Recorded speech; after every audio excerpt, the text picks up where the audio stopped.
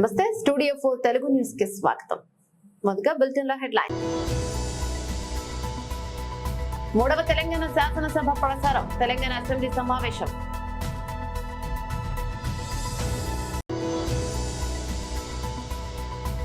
రేవంత్ రెడ్డి ప్రభుత్వానికి కేటీఆర్ సవాల్.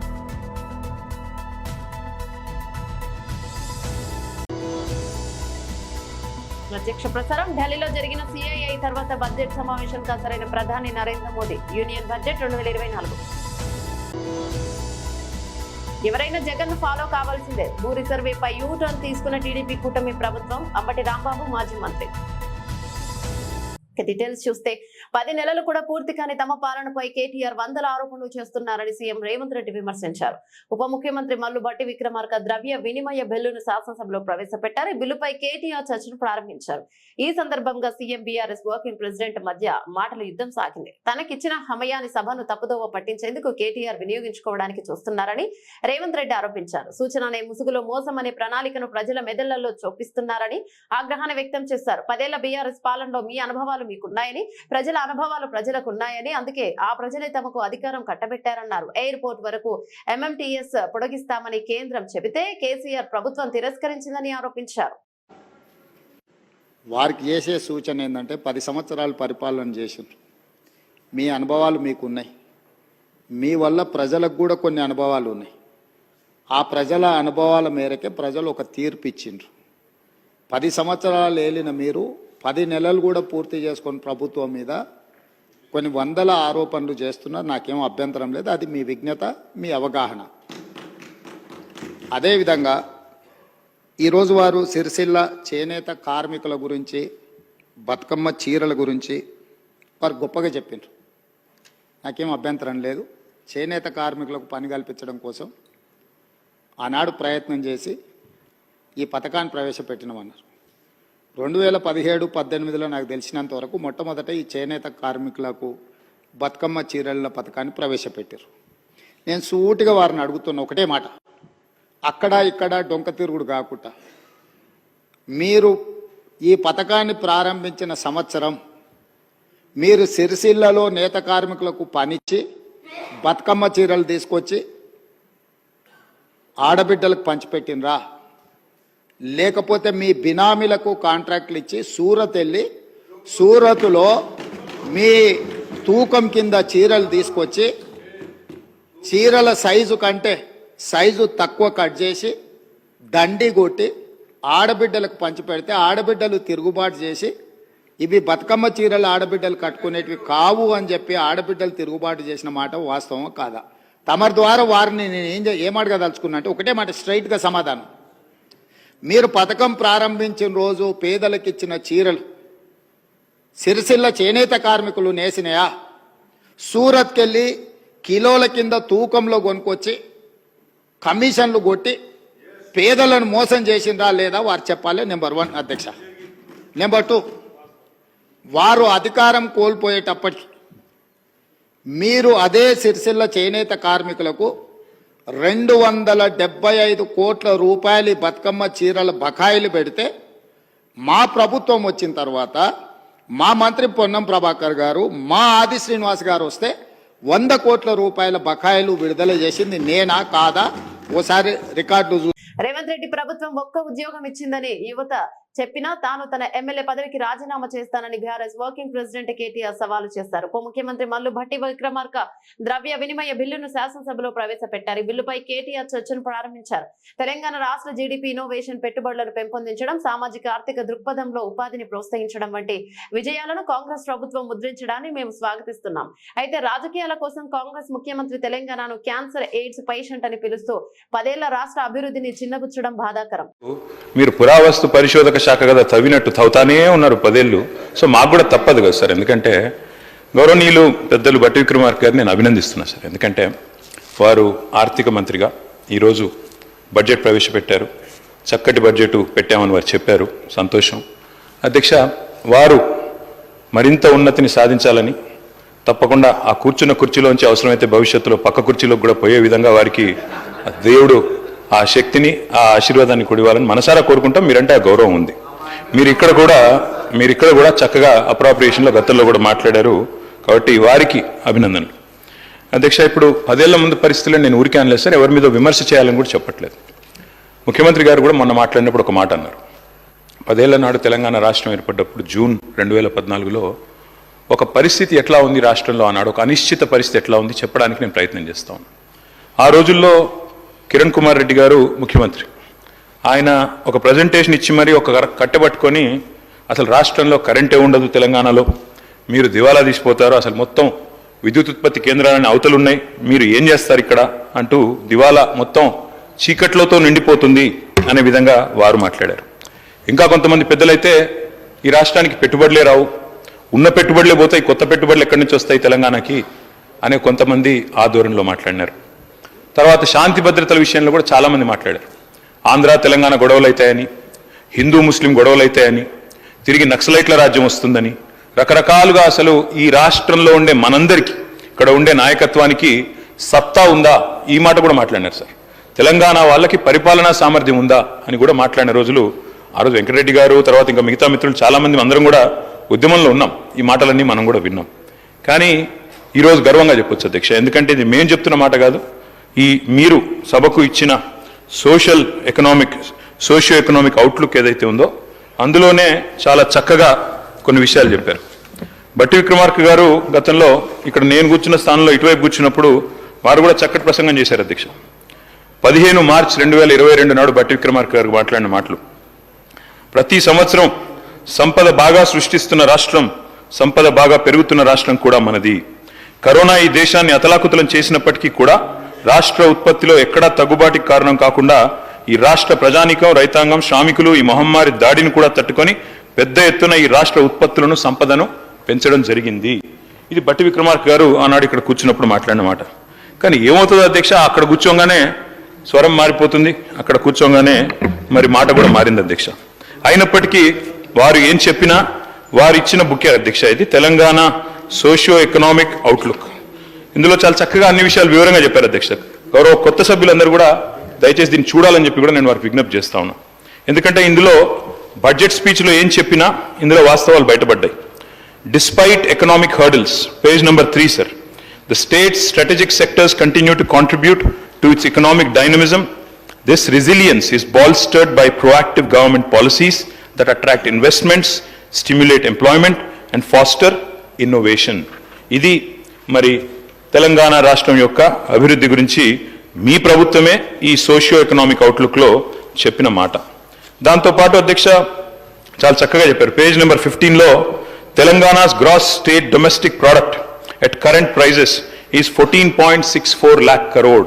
అంటే 4 లక్షల కోట్ల నుంచి 2014లో మన రాష్ట్ర సంపద 14,64,000 కోట్లకు ఎదిగిందని చెప్పి వారు ఇచ్చిన సోషియో ఎకనామిక్ అవుట్లుక్లోనే చెప్పారు. అదేవిధంగా ఇంకొక మాట చెప్పారు అధ్యక్ష, in 23-24 the per capita income at current prices in Telangana is 3.47 lakhs, which is 1.64 lakh higher than the national per capita income in 2023-24, which makes it the largest state with the highest per capita income in the entire country. ఇది కూడా వారే చెప్పారు. దాంతో పాటు ఇంకొక మాట కూడా చెప్పారు అధ్యక్ష, అది కూడా చెప్తాను. ఇంకొక మాట కూడా చెప్పారు.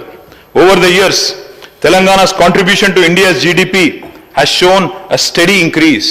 తెలంగాణస్ కాంట్రిబ్యూషన్ 2014లో ఎంత అధ్యక్ష భారతదేశానికి జీడిపి కాంట్రిబ్యూషన్? కేవలం 4.1%.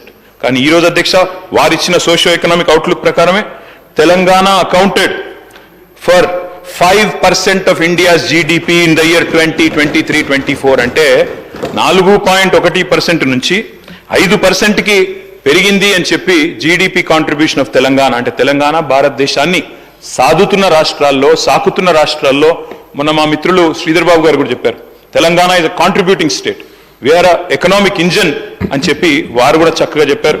అందుకే వారిని నేను అభినందిస్తా ఉన్నా. ఎందుకంటే రాష్ట్రం యొక్క పురోగతి విషయంలో వాస్తవాలు బయటపెట్టినందుకు, వాస్తవాలు చెప్పినందుకు వారిని నేను మనసారా అభినందిస్తా ఉన్నా. అధ్యక్ష, ఒకటి వాస్తవం, ఉద్యమాలతో ఉదయించిన తెలంగాణ ఇవాళ ఉజ్వల తెలంగాణగా వెలుగుతున్నది అనే మాట వాస్తవం. దీనిలో ఎవరికి రెండో అభిప్రాయం ఉండాల్సిన అవసరం లేదు. ఎందుకంటే ఎలక్షన్లు అయిపోయినాయి, అసెంబ్లీ ఎన్నికలు అయిపోయినాయి, పార్లమెంట్ ఎన్నికలు అయిపోయినాయి, ఇంకా 4.5 ఏళ్ల పాటు చక్కగా కలిసిమెలిసి పనిచేసుకునే అవకాశం ఉంది. నేను వారికి మనస్ఫూర్తిగా నేను కూడా నిండు మనసుతో ఆశీర్వదిస్తా ఉన్నా అధ్యక్ష, అభినందిస్తా ఉన్నా. ఎందుకంటే వయసులో చిన్నవాడిని కావచ్చు, కానీ నేను వారిని అభినందిస్తా ఉన్నా. ఎందుకు? మీకు ఇవాళ ప్రజలు అవకాశం ఇచ్చారు. 10 ఏళ్ళు మాకు ఇక్కడ అవకాశం ఇచ్చినారు అక్కడ. ఆ తర్వాత మేము డిసెంబర్ 3 నాడే చెప్పాము అధ్యక్ష, 10 ఏళ్ళు మాకు ప్రభుత్వం ఇచ్చిన ప్రజలకు రుణపడి ఉన్నాం, వారికి శతదా సర్వదా వారికి ధన్యవాదాలు. అదేవిధంగా ఇవాళ కొత్త పాత్ర ఇచ్చారు ప్రజలు మాకు. ఒక నిర్మాణాత్మకమైన ప్రతిపక్షంగా, ఒక కన్స్ట్రక్టివ్ ఆపోజిషన్గా, ఈ రాష్ట్రం కోసం పుట్టిన పార్టీగా తప్పకుండా ఈ రాష్ట్ర బాగులు కోరుతూ, ఈ రాష్ట్ర ప్రజల బాగు కోరుతూ మీరు తీసుకునే ప్రతి నిర్ణయానికి మా మద్దతు, మా స్వాగతం ఉంటుంది. ప్రత్యక్ష ప్రసారం ఢిల్లీలో జరిగిన సిఐఐ తర్వాత బడ్జెట్ సమావేశానికి హాజరైన ప్రధాని Narendra Modi union budget 2024. Honorable Prime Minister of India, Shri Narendra Modi ji. Our warm welcome to the two honorable ministers who are custodians of the economy and industry. At the outset, I must congratulate Honorable Prime Minister for his exceptional leadership which has transformed India over the last decade, repositioning India globally, drawing great admiration. Under your strategic vision and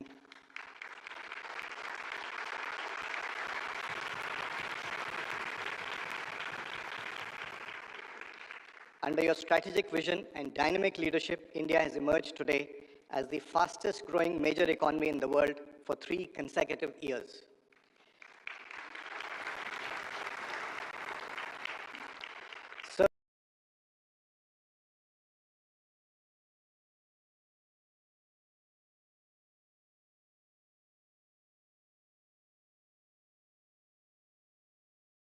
To address industry immediately after the major policy statement of the Union Budget, which also outlines the 9 key areas that would be pillars of India's march towards a Viksit status. So on behalf of the Indian industry and CII, I'd like to thank you for reflecting many of the industry suggestions in the Union Budget, including the employment-linked incentive. Today we have over 1,200 industry and other stakeholders joining us physically, and many more are watching at 160 plus locations within India. We have here our apex national and sectoral bodies. Besides this, additional centers at locations of our international partners in 25 plus countries and at 60 different locations are also joining us.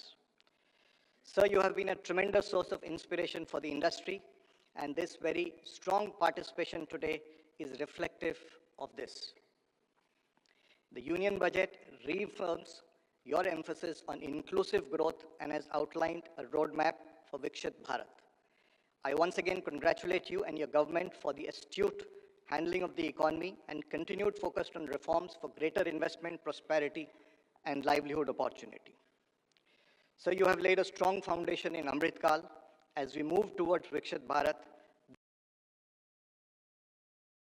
economic history, and we at Indian industry would like to work together with you on all fronts. Honorable Prime Minister, as you lead India on its journey towards Viksit Bharat, industry pledges to align with your vision for Viksit Bharat at 100 and stand together with you. We now look forward to your kind guidance for this partnership. Thank you, sir. Thank you, ladies and gentlemen.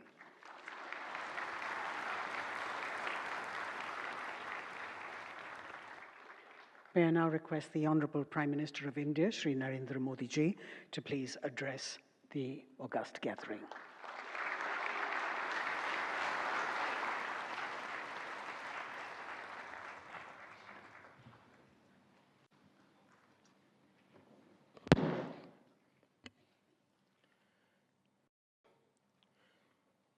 CII के president Shri Sanjeev Puri जी, यहाँ उपस्थित industry के सभी दिग्गज साथी, senior diplomats, BC के द्वारा देश के अलग अलग कोने से हमारे साथ जुड़े हुए उद्योग और व्यापार जगत के सभी साथी, अन्य सभी महानुभाव, देवी और सज्जनों,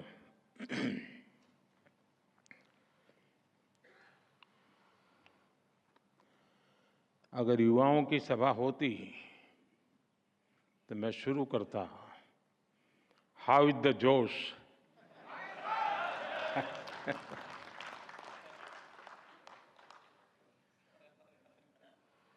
लेकिन लगता है ये भी सही जगह है।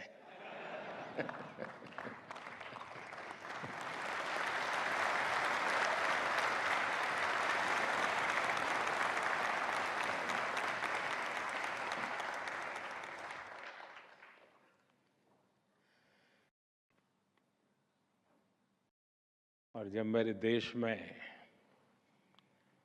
इस प्रकार से जीवन के हर क्षेत्र में स्थिरता प्राप्त किए हुए व्यक्ति जोश से भरे हुए हो तो मेरा देश कभी पीछे नहीं हट सकता।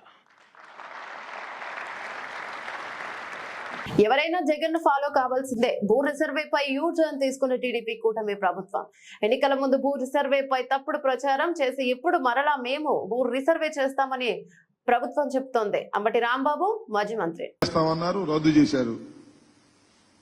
భూముల రీసర్వే, ఈ రీసర్వేలు కూడా భయంకరమైనవి, అన్యాయమైనవి.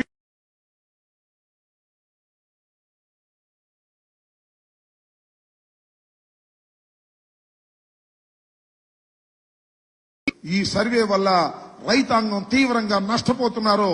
మేము అధికారంలోకి రావడమే ఆలస్యం, ఈ రీసర్వే కూడా తీసేస్తామని చెప్పేసి ఎన్నికల్లో అనేక ప్రగల్భాలు పలికారు. వాస్తవానికి అవన్నీ కూడా వేసి చూపించాలి. కొద్దిగా ఇది క్లారిటీ లేకపోవటం వల్ల చంద్రబాబు నాయుడు గారు ఏ సందర్భంలో ఏమన్నాడు, జగన్మోహన్ రెడ్డి గారి గురించి, ఈ రీసర్వేల గురించి, ఈ రీసర్వే ఎంత ప్రమాదకరమైంది, మోసపూరితమైంది, ఈ రీసర్వే చేయటం వల్ల రైతులు నష్టపోతారు, జగన్మోహన్ రెడ్డి గారు కావాలని రైతుల్ని నష్టం చేయడం కోసం ఈ రీసర్వేలు పెట్టాడు అనేటువంటి మాట మాట్లాడారు.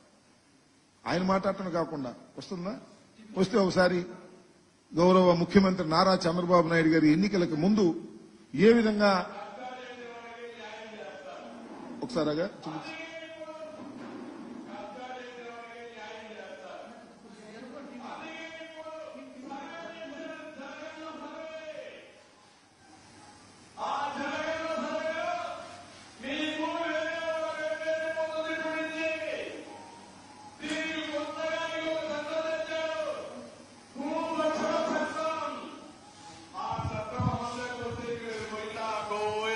అప్పీరే లేదు. ఇప్పుడే లాయర్లు చెప్పారు ఈ సర్వే లోపభూయిష్టం, దీనివల్ల లాభం లేదు. మీ భూమి నాదిగానో నా భూమి వేరే వాళ్ళుగానో, లేకుంటే వాళ్ళకి అవసరమైతే 22A పెట్టి ప్రభుత్వ భూమిని భూములు కొట్టేసే ప్రయత్నం చేస్తున్నారు. ఈ భూరక్షణ చట్టం సమాజానికి చేటుదిస్తుంది. నేను అందుకే హామీ ఇస్తున్నా, ప్రభుత్వం వస్తానే భూరక్షణ చట్టాన్ని ఆపి మీ ఆస్తులు కాపాడే బాధ్యత తెలుగుదేశం పార్టీదని చెప్పి మీకు తెలియజేస్తుంది. ఆ భూమి కూడా జాగ్రత్తగా చూసుకోండి. సర్వే అంటున్నాడు, సర్వే ఒక బోగస్ ఉంది, దీనివల్ల లాభం కంటే నష్టం ఎక్కువ ఉంటుంది. మీ భూమి ఈ వైఎస్ఆర్ దొంగలు రికార్డు వాళ్ళ పేరుతో పెట్టేసుకుంటున్నారు. అక్కడి కుయ్యోమూరని వస్తే రాయబారాలు పెట్టి మధ్యస్థాలు చేసి సెటిల్మెంట్ కు వచ్చే పరిస్థితికి వచ్చారు. చుక్కల భూములు కూడా వీళ్ళ ఇష్ట ప్రకారం లంచాల కోసం కక్కుర్తపడి డబ్బులు వసూలు చేశారు. సర్వేల్లో కూడా కావాలని చుక్కల భూములు పెట్టేసి వీళ్ళతో మాట్లాడుకుంటే మళ్ళా పేరు మార్చి అందరికి లంచాలు ఇచ్చే పరిస్థితికి వస్తున్నారు. పిచ్చ ముదిరింది, ఫ్రస్ట్రేషన్ పీక్ వెళ్ళారు. ఇవన్నీ కూడా ఎన్నికల సమయంలో ఈ రీసర్వే మీద, భూముల రీసర్వే మీద పెద్ద ఎత్తున దుష్ప్రచారం చేశారు. ఇది జగన్మోహన్ రెడ్డి గారు చేస్తున్నారనేటువంటి గందరగోళం చేసేటటువంటి ప్రయత్నం చేశారు. సరే, ఈ రీసర్వే మీద గందరగోళం చేసి ఎన్నికల్లో సరే కారణాలు ఏమైనప్పటికీ వాళ్ళు గెలిచారు, అధికారంలోకి వచ్చారు. ఎన్నికలు అయిపోయిన తర్వాత కూడా 17/7/2024 భూముల రీసర్వేని నిలిపేస్తామన్నారు. అది చూడే నెక్స్ట్ ఉంటుంది. భూముల రీసర్వేని మొత్తం నిలిపివేసేటటువంటి బాధ్యత చంద్రబాబు నాయుడు గారు మేము తీసుకుంటారని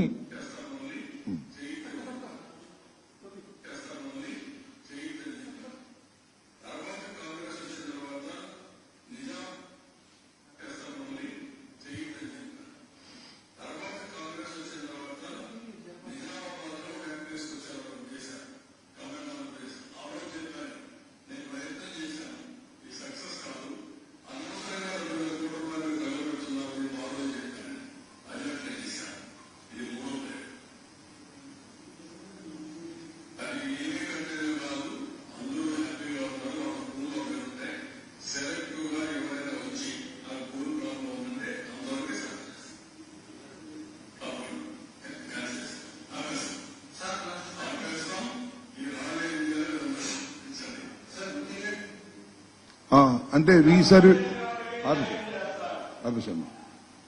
రీసర్వే ఆపేస్తాం, ఎవరైనా వచ్చి అడిగితే వారి మాత్రమే చేస్తాం, ఈ రాళ్ళన్నీ ఏం చేసుకోవాలో అర్థం కావట్లేదని చెప్పాడు. ఇది ఎప్పుడు చెప్పింది? అధికారం వచ్చిన తర్వాత వైట్ పేపర్ రిలీజ్ చేసేటప్పుడు 15/7/2024 ఈనాడులో కూడా భూముల రీసర్వే నిలిపివేత అనేటువంటి హెడ్డింగ్ వచ్చింది. దాని మీద నిలబడ్డావా? జగన్మోహన్ రెడ్డి గారు ప్రారంభించినటువంటి రీసర్వే లోపభూయిష్టమైందని, రైతులకు అన్యాయం జరుగుతుందని, భూ కబ్జాలు జరుగుతాయని పెద్ద ఎత్తున ప్రచారం చేశావు కదా. మరి ఎందుకు యూటర్న్ తీసుకున్నావో చెప్పగలవా? ఎందుకు మళ్ళా మాట మార్చావు? ఎందుకు మళ్ళా రీసర్వే చేస్తాము అనేటువంటి మాట ఎందుకు మీరు మాట్లాడుతున్నారు అంటే, సరే నేను అనొచ్చు అనకూడదు, చంద్రబాబు నాయుడు గారు మరి 70 సంవత్సరాలు దాటినటువంటి వ్యక్తి, ఈనాడు, ఆంధ్రజ్యోతి లేదా ఆయనకున్నటువంటి పత్రికలు ఆయన ఒక పెద్ద మేధావని, ఆలోచనాపరుడని, చాలా దాని దూరదృష్ట కలిగినటువంటి వ్యక్తిని, ఎన్సైక్లోపీడియా అని చాలా గొప్పగా రాస్తారు. ఎందుకు ఆలోచించలేకపోయావు చంద్రబాబు నాయుడు గారు అని అడుగుతా ఉన్నా.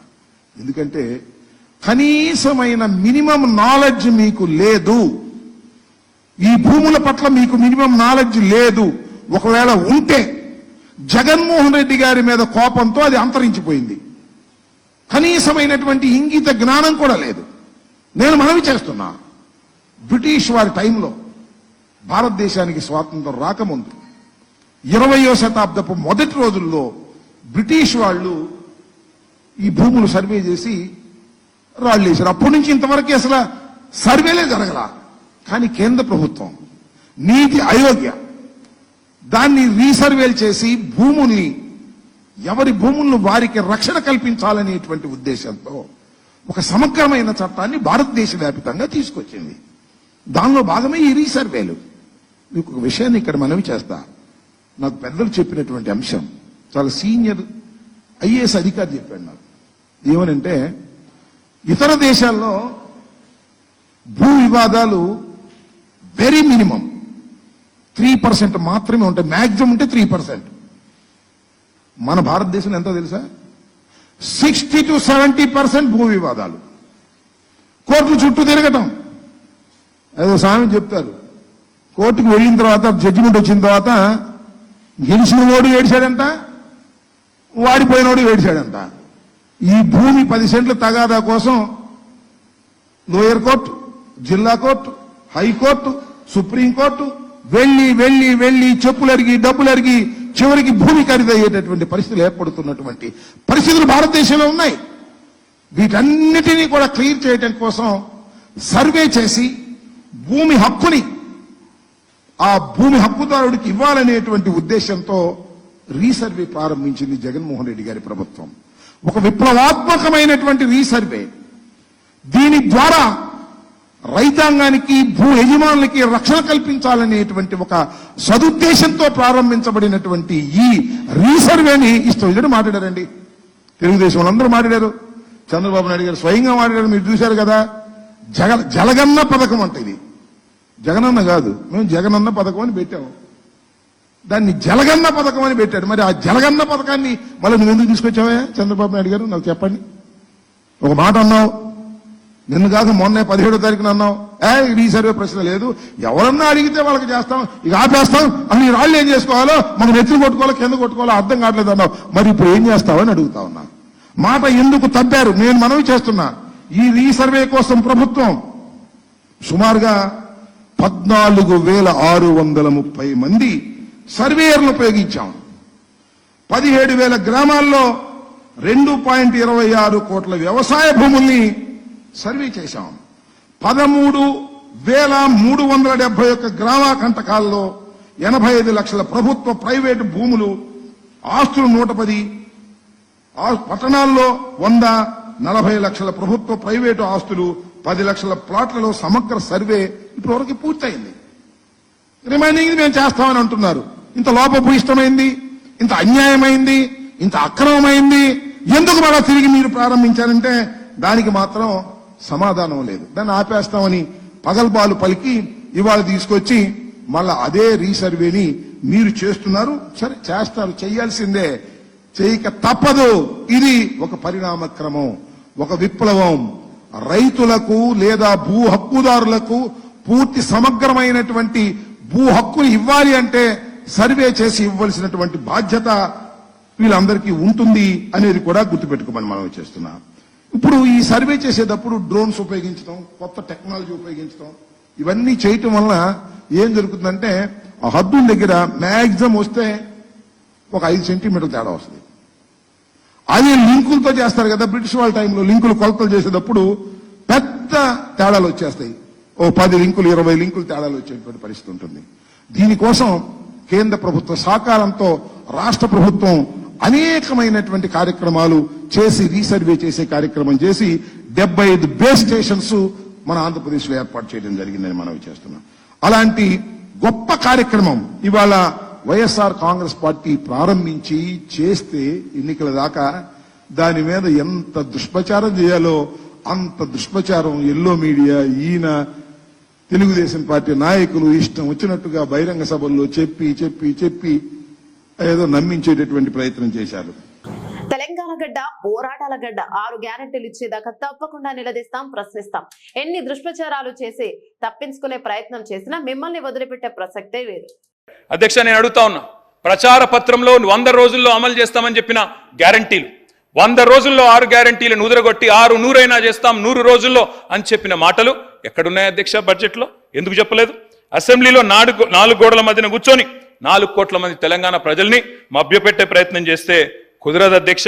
తెలంగాణ గడ్డ పోరాటాల గడ్డ, తప్పకుండా నిలదీస్తాం, ప్రశ్నిస్తాం అధ్యక్ష. అధ్యక్ష, ఇంకా విచిత్రం, తెలంగాణలో సామెత ఉంది అధ్యక్ష, అన్న వస్త్రాల కోసం పోతే ఉన్న వస్త్రాలు పోయినట్టుంది అధ్యక్ష. ఈరోజు పరిస్థితి, ఉండబట్టలేక ఓటేస్తే ఉన్నబట్ట కూడా లాక్కున్నారంటే ఎట్లుంది అధ్యక్ష అంటే, మేనిఫెస్టోలో ఏం చెప్పింది అధ్యక్ష? పెన్షన్లు పెంచుతాం, 2000 4000 చేస్తామన్నారు. ఏం చేస్తున్నారు అధ్యక్ష? ఈరోజు ఖమ్మం జిల్లాలో వారున్న జిల్లాలోనే లక్ష్మమ్మ అనే మహిళకు మొన్న ఆసరా పెన్షన్ రికవరీ పెట్టినారు అధ్యక్ష. ఆసరా పెన్షన్ రికవరీ అని చెప్పి లక్ష్మమ్మ గారు, పాపం ఆమె వృద్ధురాలు, 80 ఏళ్ళు ఉంటుంది అనుకుంటా, ఆమె దగ్గర రికవరీ, కొత్తగా రికవరీ స్కీమ్ స్టార్ట్ అధ్యక్ష. ఆసరా pension recovery, Rythu Bandhu recovery, Kalyana Lakshmi recovery, ఇక చెప్పాలంటే చాలా ఉన్నాయి అధ్యక్ష. అధ్యక్ష, గవర్నమెంట్ డెవలప్మెంట్ ఏజెంట్ ఉండాలి, రికవరీ ఏజెంట్ ఉండద్దు అధ్యక్ష. పోయి అది కూడా పేదవాళ్ళ మీద ప్రతాపం చూపెట్టడం అయితే మంచిది కాదు అధ్యక్ష. ఉన్న వాటిని ఊడగొడతామని భయపెడితే కొత్త అడగరు, వీళ్ళని అదరగొట్టొచ్చని ప్రయత్నం చేస్తున్నారు. కానీ వాళ్ళ తరపున అడగడానికి ప్రధాన ప్రతిపక్షంగా బీఆర్ఎస్ పార్టీ, కేసీఆర్ బృందం ఇక్కడ ఉందనే మాట మర్చిపోవద్దని చెప్పి నేను వారికి విజ్ఞప్తి చేస్తా ఉన్నా అధ్యక్ష. దుర్వినియోగం, దుష్ప్రచారం చేయాలి, అవినీతి జరిగిందని ముద్రేయాలి, స్కామ్ల మకిలి అంటించి స్కీమ్లను ఎత్తేయాలి, అప్పుల పాలైంది రాష్ట్రం అని చెప్పి 6 గ్యారంటీలకు మంగళం పాడాలి. ఇది వీళ్ళ ఎజెండా అధ్యక్ష. మేము వాళ్ళని వదిలిపెట్టాం అధ్యక్ష. రికవరీ చేయాల్సి వస్తే ప్రజలు చేయాలి అధ్యక్ష రికవరీ. ఏం రికవరీ చేయాలి అధ్యక్ష? వీళ్ళ మీద పెట్టాలి రికవరీ ఛార్జ్ షీట్. 2 లక్షల తులాల బంగారం బాకీ ఉన్నారు మీరు. కళ్యాణ లక్ష్మి కేసీఆర్ ఇస్తే మీదికెళ్ళి తులం బంగారం ఇస్తామని చెప్పి మహిళలకు సెంటిమెంట్ కొట్టినారు అధ్యక్ష. వీళ్ళు ఏడబోయింది అధ్యక్ష మరి తులం బంగారం? మొన్న మా విప్ గారు సిరిసిల్లకు వచ్చి బ్రహ్మాండంగా కళ్యాణ లక్ష్మి చెక్కులు ఇచ్చినారు అధ్యక్ష. కేసీఆర్ గారి టైంలో ఇచ్చిన 1,116 తప్ప మరి తులం బంగారం విప్ గారికి దొరకలేదా? గవర్నమెంట్కి దొరకలేదా? బంగారం షాపులు బంద్ అయినాయా రాష్ట్రంలో? లేకపోతే గోల్డ్ రిజర్వులు తగ్గినాయా భారతదేశంలో? వాళ్ళే చెప్పాలి అధ్యక్ష.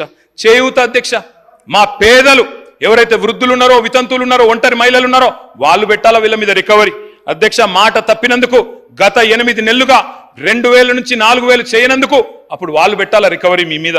మహాలక్ష్మి మా ఆడబిడ్డలు 1,68,00,000 మంది ఎదురు చూస్తా ఉన్నారు. 18 ఏళ్ల పైబడ్డ ఆడబిడ్డలు నెలకు 2,500 ఇస్తామని చెప్పిన మాట వారందరూ ఎదురు చూస్తున్నారు. వాళ్ళు పెట్టాలా 8 నెలల రికవరీ మీ మీద. శ్రీశైలం జలాశయానికి భారీగా వరద ప్రవాహం కొనసాగుతోంది. రిజర్వాయర్ 7 గేట్లను దాదాపు 10 అడుగుల మేర ఎత్తి దిగువకు నీటిని విడుదల చేశారు. ప్రస్తుతం శ్రీశైలం జలాశయానికి ఇన్ఫ్లో 4,02,960 క్యూసెక్కులుగా ఉండగా అవుట్ఫ్లో 2,50,934 క్యూసెక్కులుగా ఉంది. ఇక పూర్తి స్థాయి నీటి మట్టం 885 అడుగులుగా ఉంది. ప్రస్తుతం 883.50 అడుగులుగా రిజర్వాయర్ నీటి మట్టం ఉంది. పూర్తి స్థాయి నీటి నిల్వ 215.80,070 టీఎంసీలుగా కాగా ప్రస్తుతం 207.4103 టీఎంసీలుగా ఉంది. ఇక కుడి ఎడమ జల విద్యుత్ కేంద్రాలలో విద్యుత్ ఉత్పత్తిని చేస్తున్నారు. దిగువన చిక్కుకున్న కారు శ్రీశైలం జలాశయం 3 గేట్లను సోమవారం ఎత్తారు. మిగతా గేట్లను నేడు ఎత్తారు. అలా ఉన్నట్టుండి 4వ గేట్ ఎత్తివేయడంతో వరద ప్రవాహం పెరిగింది. దీంతో దిగువన నదిన స్నానం చేస్తున్న భక్తులు వెంటనే బయటకు వచ్చారు. ఈ తరుణంలో నదిలోనే ఉండి స్నానం చేస్తున్న దోమ మండల దాదాపూర్ గ్రామానికి చెందిన యువకులు అయిన మాజీ sarpanch U Krishna, E Guruchar Goud, Eshwar Siddi, DBF, VKB president B Ramesh, Mudra సంఘం అధ్యక్షుడు నీటి ప్రవాహంలో ఇరుక్కుపోయిన కారును బయటకు తీయడానికి నానా విధాల ప్రయత్నం చేశారు. చివరకు కారును బయటకు తీశారు.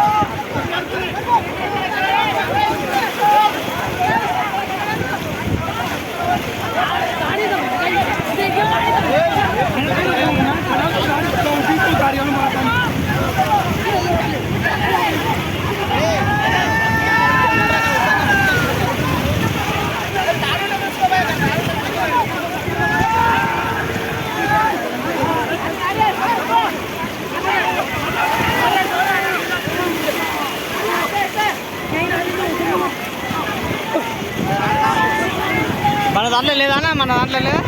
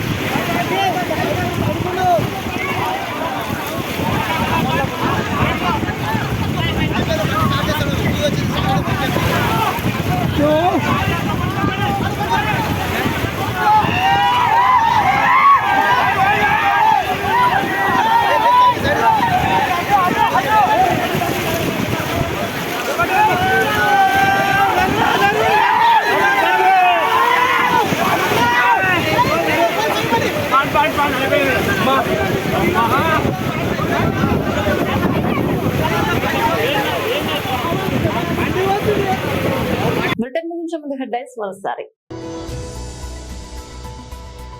3వ తెలంగాణ శాసనసభ ప్రసారం, తెలంగాణ అసెంబ్లీ సమావేశం.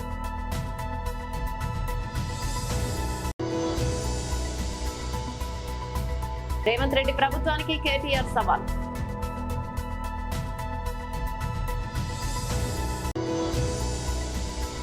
ప్రత్యక్ష ప్రసారం. ఢిల్లీలో జరిగిన సిఐఐ తర్వాత బడ్జెట్ సమావేశానికి హాజరైన ప్రధాని నరేంద్ర మోదీ. Union budget 2024.